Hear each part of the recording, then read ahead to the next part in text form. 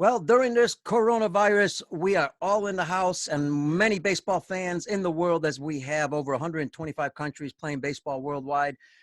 And we're hungry to see some baseball, especially professional baseball. Hopefully, people are getting it ready. But guess what? There is professional baseball, and there is the Chinese Professional Baseball League. To tell us about it today and discuss baseball at the grassroots level from Taiwan is my good friend Richard Wang. He is the Baseball Asia correspondent. He is also a Fox Sports MLB broadcaster, commentator for WTM, and he is one of the experts in Taiwan when it comes to baseball. He's been around a long time. Folks, this is Pete Caliendo. I am the host of Baseball Outside the Box. Thanks for joining us live on Facebook. Don't forget, hey, we got already people joining us. Don't forget to write some comments at the bottom if you got questions about Taiwan baseball. Now, I'm going to tell you, Taiwan baseball is some of the best in the world. So let's get started right away and welcome my friend, Richard Wang. Richard, how you doing, buddy? Pretty good. How are you doing, Peter? I'm doing fantastic because I've been up for like 9 hours. You're just getting up. It's the 5:15 in the morning. Yep. Yeah, well, there's a time difference there, so we'll live like that, so don't worry about it. That's right. Well, I thank you so much, and our listeners thank you. As our listeners know, we like to share baseball all over the world from all kinds of experts, and experts are coaches, baseball coaches. They could be broadcaster. There's so many different experts in the game of baseball. So we want to thank you. Well, let's do this. Let's roll. Let's start with tell our audience a little bit about the Chinese Professional Baseball League. Now, I'm familiar a little bit because I might shock you, but I was getting players for the China Trust Wales a while back. Yeah. That was a long time ago. Long time ago, yes. So yeah. I'm familiar. At that time, it was 6 teams. I think now it's 4. Yes. So talk a little bit about the league. Sure. Oh, the league was established back 30 years ago. So actually, the season of 2020 is the 31st season of the league. And well, usually we just call it CBPL here. And I think in the business of baseball, everybody knows that CBPL is in Taiwan, it's not in China. And well, right now we have 4 teams, and we started the league with 4 teams. And out of those 4 founding clubs, only one remain as they never changed the ownership. When the China Trust Wales that you mentioned before, now they are the owner of the China Trust brothers. Well, they also call themselves CTBC brothers. The brothers. Exactly right. I got my souvenir. Yeah, and number 23 just retired last year, and now he is in a management system with the club right now. Well, the question I want to know, is this worth any money? Oh, yeah. It's 23. One of these days you bring that here, I will get you the autograph on that. There you go. Yeah. Okay, so we started with 4 teams back 30 years ago, and then there was one expansion to make it 6 teams, and there's another expansion to make it 7 teams. Actually, the China Trust Wales was the 7th team at that time. So we had as many as 7 before, but after there were a few gambling issues and problems, so the team got cut. And we got new teams in 2003 after the merger with the Taiwan Major League. So at once, I think for the period of 6 years, there were 2 leagues competing in this market. And at that time, there were 6 teams there were 7 teams with CBPL. There were 4 teams in Taiwan Major League. So at the same time, there were 11 teams on this little island. So definitely there was too many. So in 2003, there was a merger agreement between the 2 to cut all the teams down to 6. And then I believe it was in 2009, there was another contraction. So we're just back to 4 teams right now. But last year, a 5th team actually was added, but they are playing in the minor league only this year. But for next season in 2021, the CBPL will start the season with 5 teams. So it's a good thing for us to get more teams, but it's been taking a lot of time and a lot of efforts for the league to get a 5th team. And maybe in the near future, we may have a 6 teams because in a way, it is always easier to operate with an even number of the clubs here. And we're really hoping that in the near future, we have 6 teams. Yes, and so folks, Richard, I've seen Richard in a lot of places around the world. Got a chance to sit next to him on a flight. We were at the Premier Yep. 12 just Yes. recently. Mm-hmm. So it was really interesting talking to Richard about baseball, not just in Taiwan, but he's familiar with baseball very well all over the world, and even in the U.S. because he went to school in Boston. And Yep. from what they say, I guess they call you Mr. Boston, not Mr. Oh Wrong, yeah. right? Yes, that's correct. Well, because when I was in Boston, I think it was back in 1992 to 2000. I also write for the magazine here, for the professional baseball magazine, and the name I used to write the magazine is Boston. So after I came back to Taiwan, everybody just calls me Boston. Not that many people really know my English name, and even not that many people knows my Chinese name to begin with. Yeah, so everybody just calls me Boston. Richard, I want to talk a little bit about the league still, just a couple things. When Sure. the league starts and ends, roughly how many games, Sure. just to give our audience an idea. Yep. Well, usually we start our season a little bit earlier than Major League Baseball, and we started probably at the end of March, sometimes in the middle of March. And we don't play every day. We usually have the Monday off for everybody. And so each team, for now we have 14. Each team plays 120 games per season. So we usually will end the season at the end of October or late September or maybe early October, and then we go to the playoff. We have two stages of playoff. Uh, well, it also depends on how the season goes. We have two half seasons. So for each team, they will play a 60-game first half and a 60-game second half. And usually for the Taiwan series, it is the winner of the first half playing the winner of the second half. But sometimes there will be another round of playoff because it is possible that we have the same team winning the first half and the second half. So if that happened, then number two teams with the overall record and number three teams with the overall record will play the playoff round. And the playoff round is the best of five. And Taiwan series is the best of seven series. So usually we will end the season, for everything. Probably it should be by the end of October. Yeah, we never really go to November. Yeah, but this year it'll be different because originally the season was set to start in the middle of March, and because we originally had the final what's that called, the final qualifier for the Olympics Yes. to be held here in Taiwan, Yes. but it was postponed and then postponed to next year or something.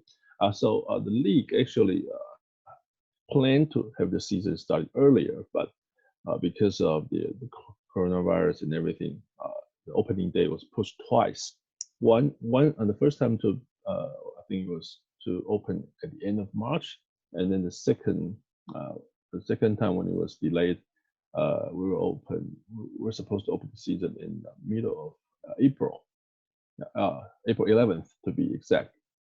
So because of the coronavirus, the entire everybody's been turned upside down for this. So the season has been pushed back, and then the CBPL actually canceled the All-Star game for the first time in its 31-year history. Wow. Yeah. All because they just want to make sure that the season we can play a full season, and to make sure that we can finish the season as early as possible. Because this year we are definitely going to end the season on the latest note, in the history of CBPL. So 120 games, and I think we will end the season in mid-November or something. Yeah, and obviously the regular season is more important than the All-Star game because, like you said, Yeah. you want to get that in. Now, if you're going to compare it to the United States minor league system, what level would you compare it to? Now, I know that can change depending who's pitching because you have foreign pitchers also. Yes. So give an idea of what level. Well, I mean, ever since the games were broadcast in English this season, a lot of people have been talking about this, like what is the level of CBPL they are comparing to Major League Baseball, and most of the people would say it's somewhere between AA and AAA. And I would say that in a good day, it's definitely a AAA. Yeah, and sometimes we may even see some Major League level of play, on the field, especially with all those players who have been playing in states before, and definitely above Double A. Yeah, I would say we're close to Triple A. Yeah, so it's just to give you the idea of it. Yeah, no, that tells our audience a lot. And I've got a good friend of mine on Facebook right now, who grew up. We grew up together since we were in high school and younger. Actually, played together. John Miglia was a former Cub who played actually in Taiwan.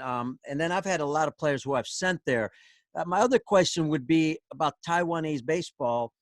Some of the differences in the games. Are there differences in pitching? Are there differences in ballparks? In defensive strategy and anything different that maybe in Taiwanese professional league or excuse me, the Chinese professional league does different? Well, in the beginning of the early days of CBPL when it was just established, the play style is very much like Japanese style because a lot of players at that time, they either played in the amateur teams in Japan or some of them actually play in the pro teams in Japan. So and of course, there's one thing I would like to let everybody know is that the baseball in Taiwan is brought to Taiwan by Japanese during the colonial time, and that is why up to tonight, up to now, a lot of terms that we use here in Taiwan regarding baseball terms, uh, you know, are Japanese. So we would say like the second base, and the old coaches, or if they are brought up in the earlier days, he would call the second base sekando. Ah, Sekando is the way to say second base in Japanese. So we have the entire uh, you know, set of terms that are pronounced in Japanese, but it's used by all the coaches, especially the old coaches, as the only way they refer it. That's the language side. So the playing style was more Japanese in the early days, but ever since we start to get more and more influences, and we have players coming, going to the States and then coming back to Taiwan, I think the playing style is more leaning towards American playing style right now. hmm. But the funny thing is that a lot of uh, teachings and the clinics were still done in Japanese style. So we actually kind of have a mixed style between the American style of baseball and the Japanese style of baseball. And then I think that just became the Taiwanese style because uh, just like how Taiwan is, we have the people from all over the world here.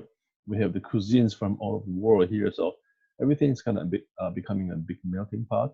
The baseball is the same thing. So we got the features from Japan, from the States, here and there, everything. We got everything there. So it's a big melting pot, and it is fun though because we sometimes we see some very like delicate playing style as Japanese or the old Japanese coaches will teach us.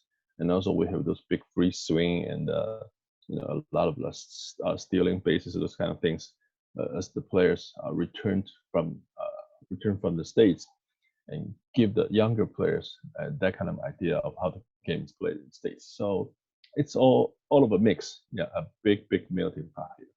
Fantastic. And I got to tell you, I've had the great honor for several years to work with the great Sada Ho, the home run champion, who happens to Mhm. be Taiwanese. Yes. Yes, so I'm sure they're proud of that. Oh, Um, definitely. Yeah. and in a minute, I'll let you talk if you want to mention Sada, but I wanted to ask, when I was recruiting players in Taiwan, they were always the two things they would look for in pitchers. Obviously, they wanted velocity, but they wanted pitchers to try to pitch the whole game if you're going to be a Oh, yeah. foreign pitcher. Hmm. And if you're a foreign hitter, you better hit home runs. Otherwise, Hmm. they're going to send you home possibly. So Yeah. is that changed?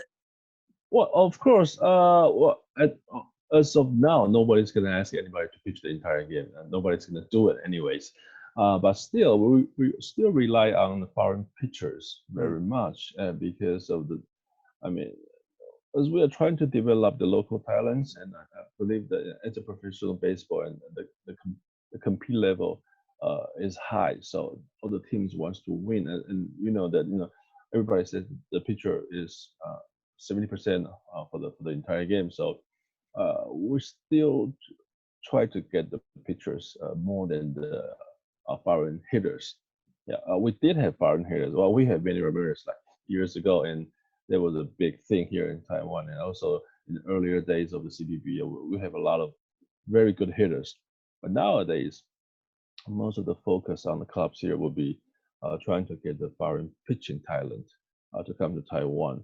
And yeah, and if you only throw heat right now, yeah, I cannot guarantee that you're going to be playing here very well and enjoy the success because nowadays the local hitters they are able to hit those 95 or 94 miles of Hmm. fastball. So you gotta have this. You gotta throw the heat, and you gotta have a very good breaking balls to complement your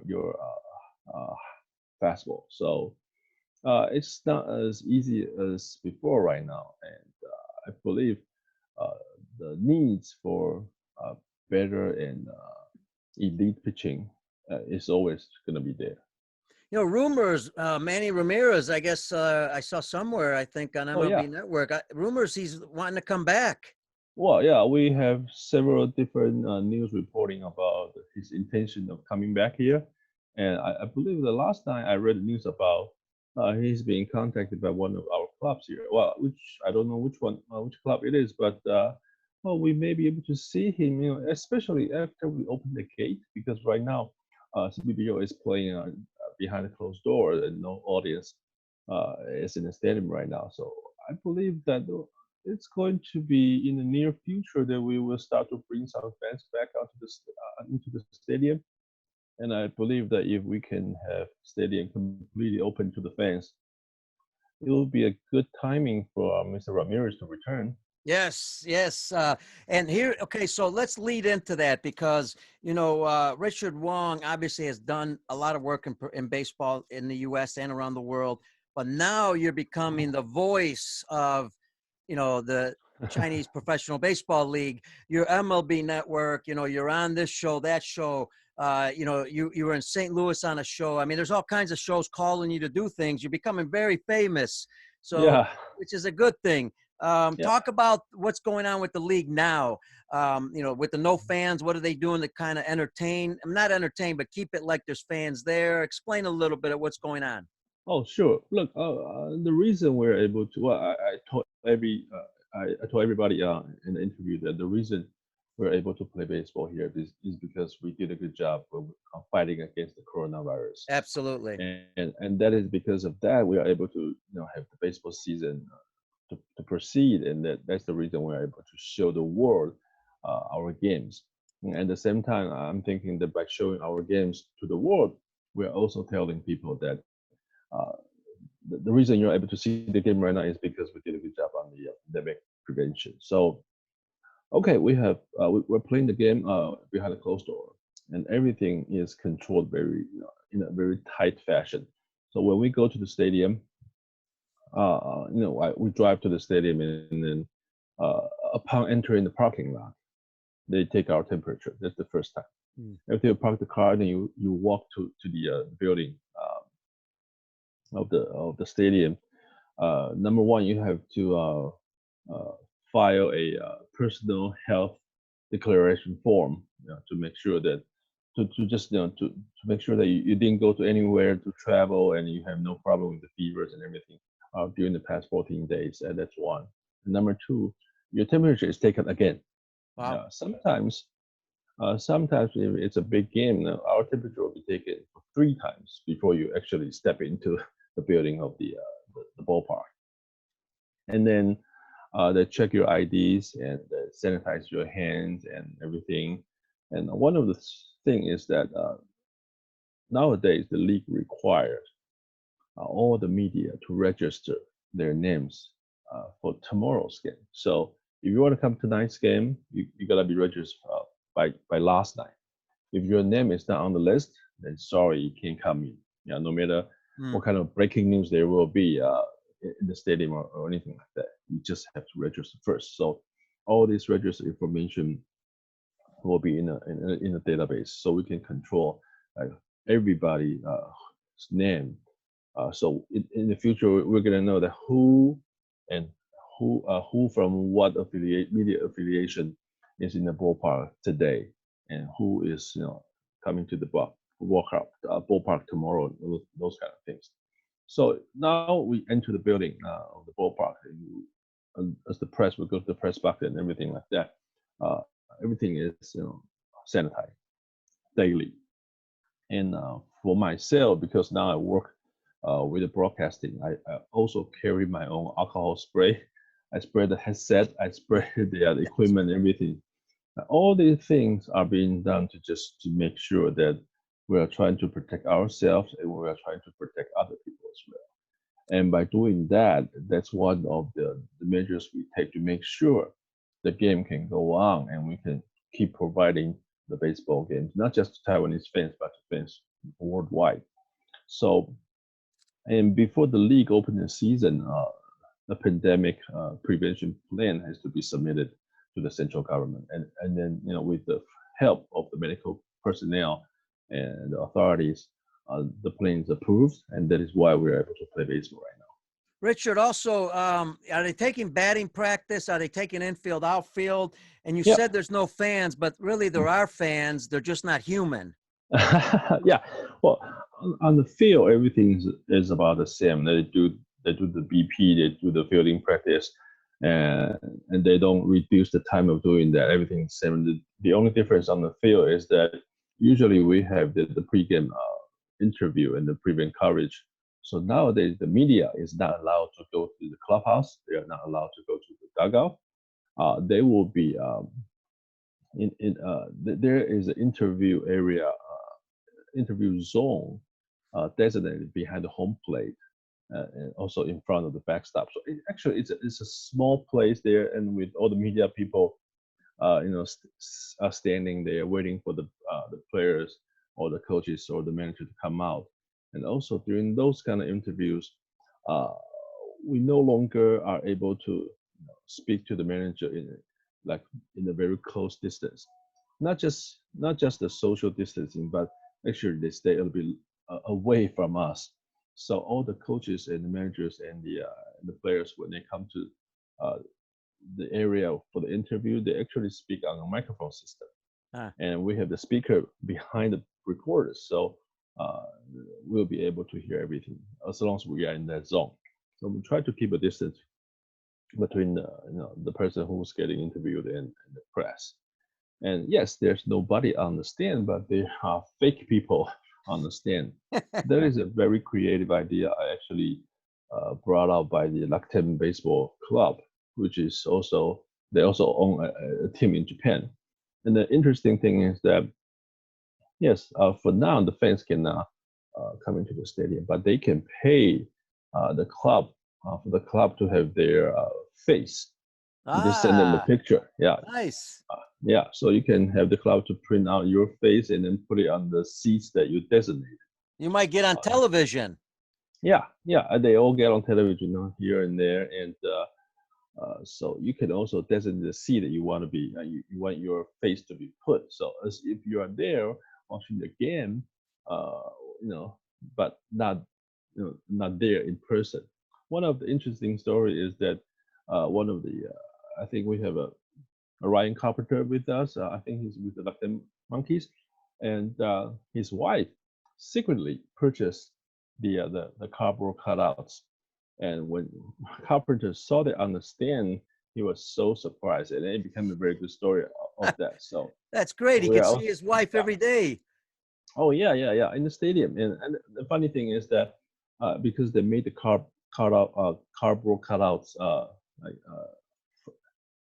to order that you have to submit 4 photos, so they make it a big one. Mm-hmm. So you see 4 Mrs. Ryan on the stand, every night when when the Monkeys are playing. So it is interesting, and a lot of fans actually love the idea, and they just when the club announced the sale of the cardboard cutout, it got sold out like right in a few minutes. So it's a popular thing. It's a special time, so I believe that all the clubs are trying to do something special to accommodate the needs of the fans, and I think it's been pretty successful. Yeah, and I agree. During these tough times, we all have to get creative, whether it's professional baseball, whether it's individuals like us. We got to be creative, and that's what's great is I think Major League Baseball is watching, obviously, because they want to get creative. Now, I'm going to ask, are they still continuing? They're continuing like music. Do they have fans like when they hit a home run? They got cheering fans. Oh Um, yeah. Well, I think one of the things is that because there is no real person on the stand, so the club is doing their best to still try to duplicate the atmosphere in the stadium as if there are fans. So all the musics are being played, and all the songs of the players are being played. And actually, we have the only real person on the stand are the cheer girls and the cheering squad. And I mean, these girls, they are really, really professional. I mean, they are dancing to nobody, but for the entire length of the game, whether it's 9 inning game or 12 inning game. Well, I just did a 12 inning game two nights ago, wow. and they've been dancing there from the beginning of the game until the end of the game. It was a 5 hour game, and they are dancing to nobody. And sometimes, of course, they are dancing to the players, but they are there and they know the camera is on them. They're just doing a fantastic job, and I really, really want to point out that I do respect a lot for them to do this. I've been to probably every stadium in Taiwan. I've seen the Oh, fans. I've seen the mhm. excitement, the beautiful stadiums. It's just a great place, and I'm sure that they're doing their best to kind of recreate all that. Now, fans all over the world, how are they watching the game? Is it streamed? Is it broadcasted live anywhere? Yeah, well, it is broadcasted live on stream, and I believe it's on Twitter. So everybody out there, if you have a Twitter account, you can watch our games for free. And it's been 2 weeks, I believe, since we started the English broadcast, and I believe it was a big hit because we kept receiving the message from the viewers out there saying that they really like us, and they like the fact that our games accompanying them to through their breakfast time, or sometimes when the game is longer, you may reach to the lunchtime or something like that. So I believe that we are providing our games to the audience out there in this tough time, and I feel very good about it. I've seen where they're saying there's over 5 million views at times with Yeah. some of the games. Now, again, that you're one of the voices of the games. Is it difficult because there's no fans there? Or for your job, it's pretty easy. I mean, you just, well, the other part is it's on radio. No, I'm not so sure if it's on radio. No, we're not on No, radio. just We're regular just yeah, streaming. regular streaming. Yeah, and the broadcasting part itself is not that difficult actually. Uh, if you want to talk about whether there are fans in the stadium or not, because when we are doing the game, well, I've been doing the Major League Baseball games, and I also called a few CBPL games before. With or without the fans understand, we actually pay most of the attention in the field. So, but the game is going, uh, unless you're in a TV or broadcasting assignment, you really don't have that much time to pay the attention to the audience. Of course, uh, they have their reaction, and also, as I said before, that the fan interaction is a big part of Taiwanese baseball here. But if you're doing the broadcast, if you're just covering the baseball, most of the attention of yours are actually you put your attention on the field. Uh, the I saw different thing about you were doing some broadcasts in the stands. yeah, we just did it yesterday and the day before. Well, look, since nobody's on the stand, why don't we go there? Yeah, Yeah. so Well, yeah, you're closer to the field too, right? You get yeah, you're better closer to the atmosphere. field. Yeah, yeah, and you hear the crack of the bat even clear, Yeah. and in an empty stadium in that way. But I think the real challenges for us is that for me is the language part. I mean, obviously English is my second language. I may be able to have conversation with anybody. I may be able to write a speech, and if I rehearse it well, I can have a good speech. But to broadcast the games in English, and that is something that I've never done, and that is something I never prepared myself of doing that.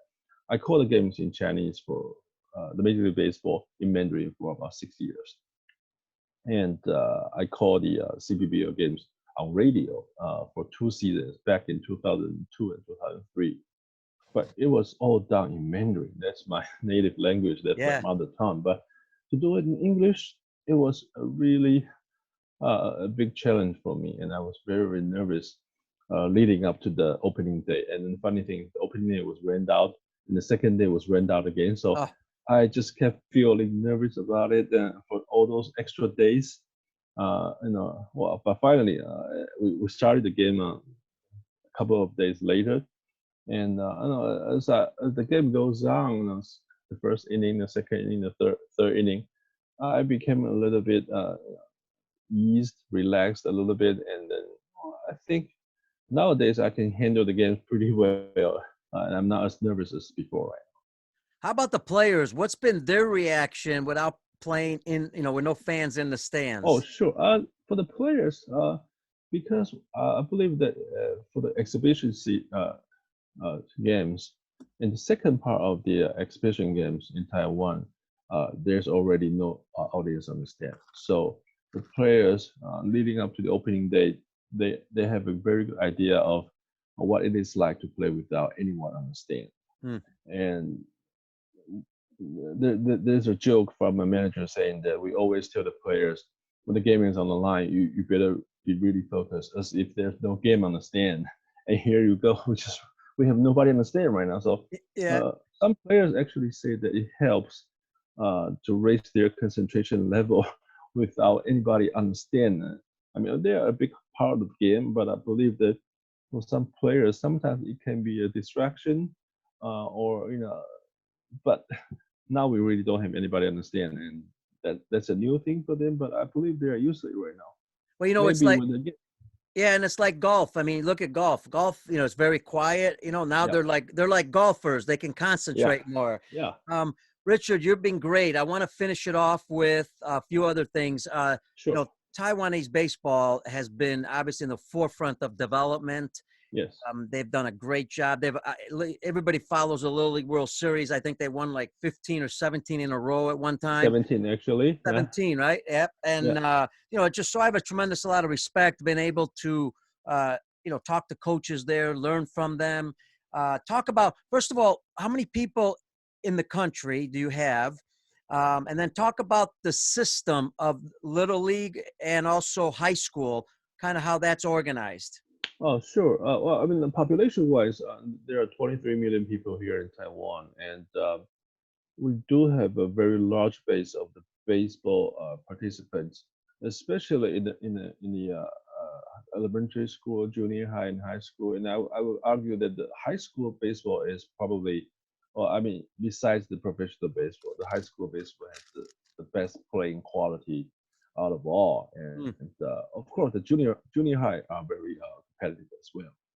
But I mean, for years, especially in the past, I think 10 years or so, the government is really supporting the grassroots development of the baseball. And, they actually provided a lot of fundings to the baseball program, especially in elementary, junior high, and high school. Of course, they have the funding for the college baseball as well. But as you know already, that now for the college baseball, we don't have that many teams. But for the high school and the junior high, that's where the big talents are, and that is why a lot of players were signed by the Major League Baseball out of high school, or maybe I mean before they graduated from high school. So that's where the biggest talent pool is right now. And also CBPL has started to draft high school graduates Hmm. a couple of years ago, because in the past we were only allowed to draft college grad. And also there was a problem, not a problem, there was an issue of military service. And nowadays, the military services has been cut really, really short. I think everybody only has to go to the military camp for maybe a couple of months. Well, in the past, it was 2 years of military service, and it was a mandatory thing for every man in the country to do that. So with the shorter military service, and now we are able to draft players out of the high school, and so the high school and the junior high are really becoming the most uh, important part of the Taiwanese baseball. For the elementary part, there are two separate directions right now. One is the community baseball. Everybody plays that just for fun. Mm-hmm. But the other one is the competitive division. But it may be a little bit difficult for our audience out there to think that in the elementary level that you play competitive baseball, but that is how it is played here and for the past several decades. Yeah, Yes. because we really at an earlier time we actually really relied on the performance of these little kids to get us international exposure. As you have mentioned, that we have won so many Little League World Series, Little League Baseball World Series, and that was one of the very convenient way to express ourselves on the international stage. So we have competitive elementary school baseball, competitive elementary junior high baseball, and competitive high school baseball, leading up to the college baseball and then the pro. So that's how it is like right now. And well, in the past few years, I've been getting assignment from the government to go to tour these schools. For those schools, whoever for the school who are getting the fund from the government. So we just go there to visit them to make sure the fund is being properly used, and then to find out if there's anything else the government can help to do to improve their programs, everything. And one special thing I would like to point out is that uh, these kids are now getting a better care with the funds from the government, also with the funds from the private business, as far as their nutrition goes, as far as their Ah. academic performance goes, and with all this help, I believe they can do a better, they can play better with a better environment, better equipment, and those kind of things. And folks, if you check out baseballoutsidethebox.com and Twitter baseball out, you're going to see I put some videos of Hmm. the games, and also the fans. This is when the fans were there, but even in the international competition, you see the fans, they're always cheering, they're always Oh yeah. excited, they're always positive. There's no negative No. comments. Everything's always good. And the other thing, Richard, is the media is incredible. I mean, at the Premier 12, I had the great honor representing the WBSC at the press conference, Yeah. and there had to be 100, 120 media people. It was Yeah. True. incredible. But I wanted to ask you this part. When I was there in the high school level, I was told, and I don't know if it's changed, but I was told that they go to school for about 4 hours, but then they also practice for about 3-4 hours. And Yeah. and at one time they were concerned because maybe they weren't studying enough because they Yeah. were doing Yeah. too much baseball. Is that still the Mhm. same? No, it's been changed a little bit here and there. What you were talking about, it was true. Yeah, I believe that they actually put too much time on practice baseball. Actually, I should say that they put too less time studying. And I believe that, we always say that, even you're playing baseball, you are still a student. And what is the number one uh, task a student is to study. And that is why the government came into the picture. They have some new rules on that. They actually uh, bring out some restrictions, and they put like the caps of practice hours, those kind of things. And one of the most important thing is that the government gave the school funding uh, for the school to try to make up the academic hours they lost due to the practice or due to the game, because sometimes they do have to go to other cities to play the tournament and all, things like that.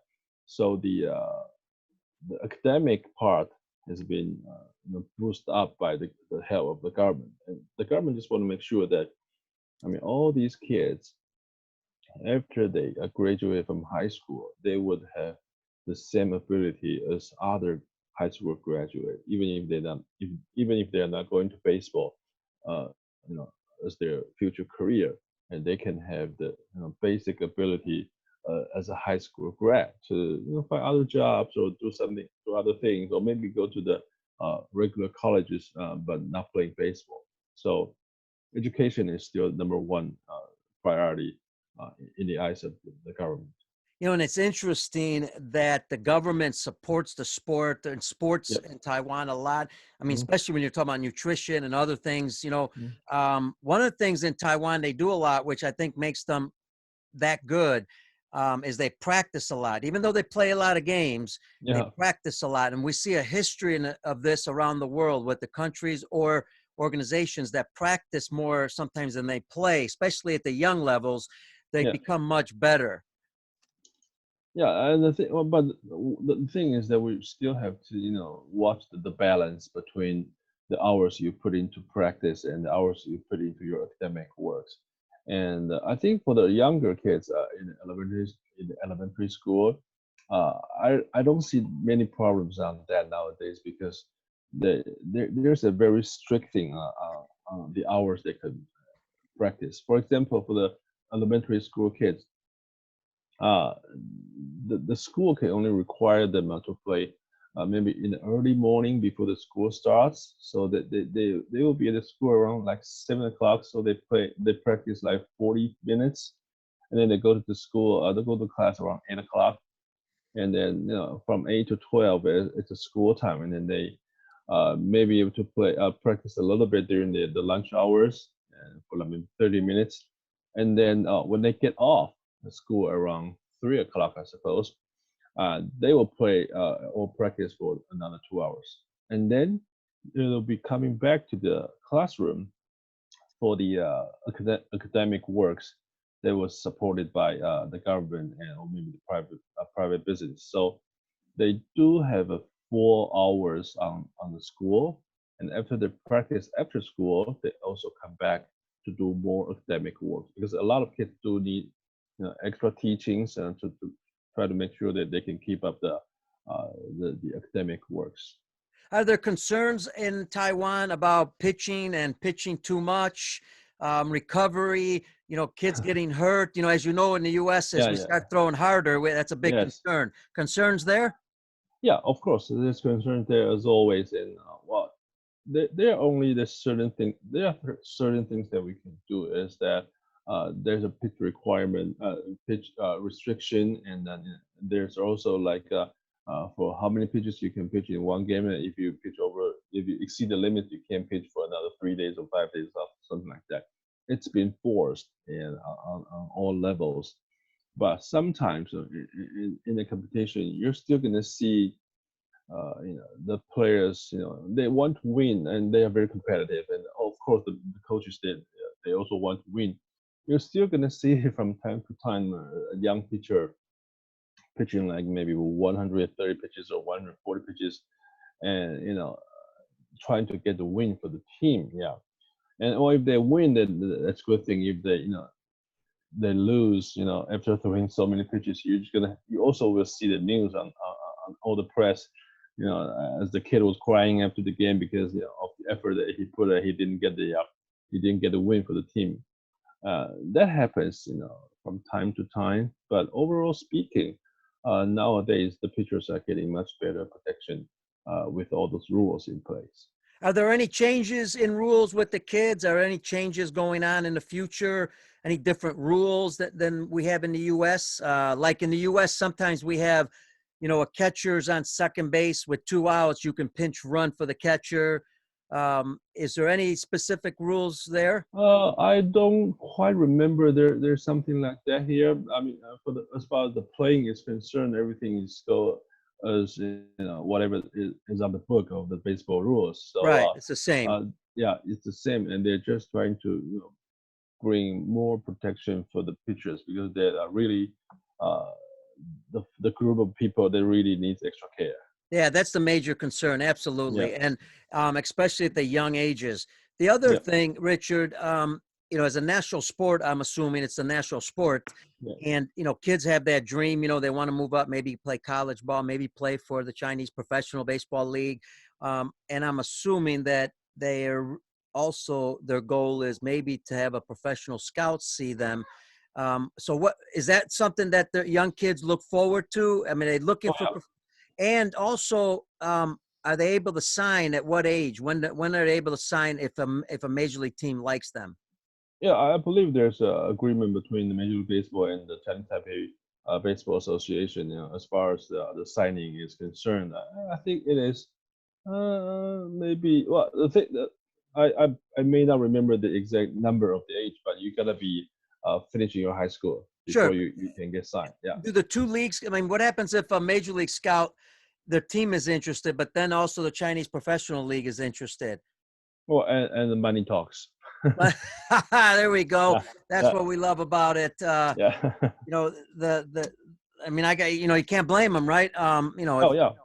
I mean, it is a lot of young kids' dream to play in Major League Baseball. I mean, I'm sure that Sure. you have to. You see Wang, you see Wang Chen, for all those success. If you go earlier, there was Qin Chen, Hong Chi Kuo, all those great players. They are national heroes in the eyes of the Taiwanese baseball, Taiwanese people here. And of course, those kids would love to, to dream about themselves, being able to step onto the Major League Baseball field one day in their future. So a lot of kids would dream about it, but nowadays a lot of kids would, really sit down and with the help of the agent here, they will sit down and evaluate themselves and then to make the best decision for them. Because, well, as much as everybody would like to go to the States to play and trying to pursue their Major League Baseball career, it is obviously that not everybody's going to make it.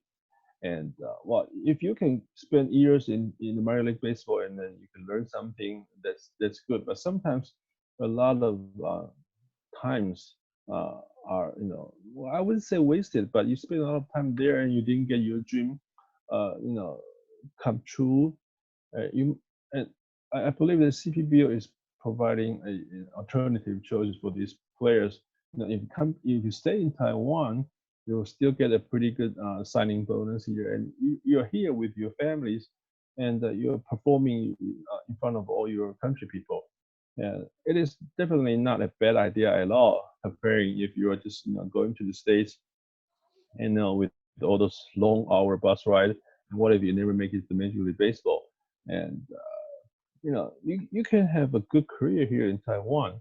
And I believe that with the help a lot of coaches here and the agents here, they would help the kids to make their choices. So I'm seeing that more and more kids choose to stay in Taiwan first and to try to wait to see if they will have a chance to be seen by the scouts after maybe 2 years or 3 years down the road playing with CBPL, and then go to the States or go to Japan. All right, Richard, we got a couple more things, then we're going to close it off. We got a question from Brad Hall. He says, do you think the CPBL will ever institute a mandatory amount of time players have to play in the CPBL before they can play somewhere else? I used to be a member in Japan. They used to have where you'd have to play so many years before you can go to the U.S. Yeah. Well, actually, we have the rules already. In 2009, I believe, the free agent system was implemented in the CBPL regulations. It's been changed a little bit, but it goes like this: uh, to become a free agent in Taiwan, you need to play at least, I believe, I think somewhere around between 6 or 8 seasons in Taiwan. Then you can become a free agent. But the special things for anyone to go out of the country, I believe the minimum requirement will be 3 years. So Okay. if you come to the league and play 3 years with a very, very good performances, and then teams from either Japan or the States is interested in your service, and then there's an agreement between CBPL and MLB. It's kind of like a posting system, like Right. what they have with Japan. So we can go through the posting system. And also we have agreement with Japan as well. And it is also similar to the posting system. So for the players who play in Taiwan, if they play really well and they accumulate 3 years of service here, there is a chance for them to go abroad to either MLB or MPB or even KBO, to play. So there is a mandatory requirement there. Richard, finally, if anybody on Facebook has a last minute question, we'll get to it. If not, I want you to finish it off with Taiwan baseball. Like I said, one of the best baseball countries in the world, some super people. I've been there probably 20 times, and I've been treated first class so many times. It's unbelievable. If you had to say and tell people in the U.S. around the world, pick the things why you can pick several things why Taiwan baseball is so good, why it's so successful. What would those things be? Well, oh, that's a big question. Well, number one, I believe that everybody here looks at baseball as a way to represent us on the international stage, and this is from a long time ago. And as baseball is seen as a national sport here, uh, everybody, for the people who play it, of course, they put a lot of efforts into practice and developing themselves. But for others like us, we also put a lot of efforts in promoting it. And a lot of the business here are really supportive because everybody look at baseball here in Taiwan as our national sports, and that's the best sport that we do on the international stage. And I mean, to be quite frankly with you, we here in Taiwan really need extra and extra international exposures on the international stage, and by playing baseball, that's one of the best ways for us to express ourselves. And also because of the history that we have, the success we have in the past, we want to make sure that the success can be continued and to develop the baseball industry and to make it still a very very good way of a very important part of our lives. So I believe that everybody in Taiwan has this mindset that baseball is important to us. So we just gotta have to do our best to continue the good tradition and to continue the good success that we have. And everybody is on the same page. And I think it's very important when everybody is on the same page, just like what we did with the pandemic prevention. When everybody's on the same page, we can do a pretty good job about it. Fantastic. Great way to end it. And folks, we're going to have Richard's information on the website. We'll have it on YouTube. But listen, check him out. RWANG_WBSC. That's on Twitter. He's got a lot of great stuff there. You can follow the league. I'm sure he gives all kinds of information. Check out the games. No baseball right now around the world. It's great baseball. Check it out. Also, the other thing is, don't forget, go to Baseball Outside the Box. We'll have the show notes there. We'll have it on our website. If you missed the show, this was a great show about Taiwanese baseball and the development of the game, the pro league going on. Go to YouTube, Peter Caliendo. The whole show will be there. Instagram, Facebook. It'll be back on Facebook. And the audio part later on will be on baseballoutsidethebox.com. Richard, can't thank you enough. This was fantastic. And folks, he was up at 5:15 in the morning just to do this interview. This guy is awesome. I love him. Thank you, man. I appreciate being on the show. Thank you very much for having me. All right. Special thanks to Richard Wang, first of all, and also want to thank the producer, Brian Kroc from the Lineup Media Group. Thank you very much. And all our listeners in the U.S. and around the world. Thanks for listening to Baseball Outside the Box. This is a show that interviews baseball's best coaching minds who love to challenge the status quo. We will be on the show back on Monday. Remember, on every day, normally 1 p.m. Central in the U.S. We're also going to be on at 5 and 7 p.m. Central in the U.S. A lot of great guests next week. So, folks, tune in, spread the show, and stay safe, stay home. Baseball will be back soon. God bless y'all. We'll see you on the next show.